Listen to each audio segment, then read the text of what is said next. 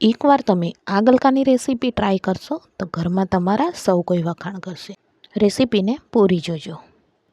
તો ગલકાનું શાક બનાવવા માટે આપણે એક તપેલીમાં 3 ચમચા જેટલું તેલ ગરમ કરી લઈશું. તેલ ગરમ થાય એટલે તેમાં આપણે રાઈ અને જીરાનો વઘાર કરી લઈશું. થોડી હિંગ ઉમેરી લઈશું. પછી તેમાં આપણે 10થી 12 કળી લસણ, અડધી ચમચી હળદર, અડધી ચમચી ધાણા જીરું પાવડર અને 1 ચમચી જેટલું લાલ મરચું પાવડર, તેને આપણે ખાંડણીમાં વાટી લીધું છે, તે ઉમેરી લઈશું અને તેને 1થી 2 મિનિટ સુધી સારી રીતે સાંતળી લઈશું.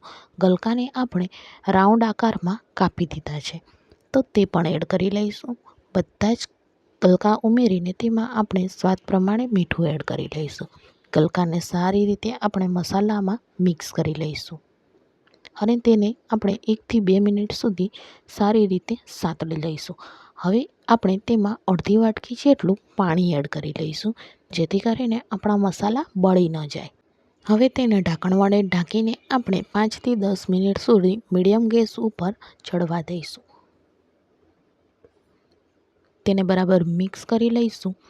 તો જોઈ શકો છો આપણા ગલકા સારી રીતે બનીને તૈયાર છે. તો ગલકાને આપણે રોટલી, પરાઠા અથવા તો ભાત સાથે સર્વ કરીશું.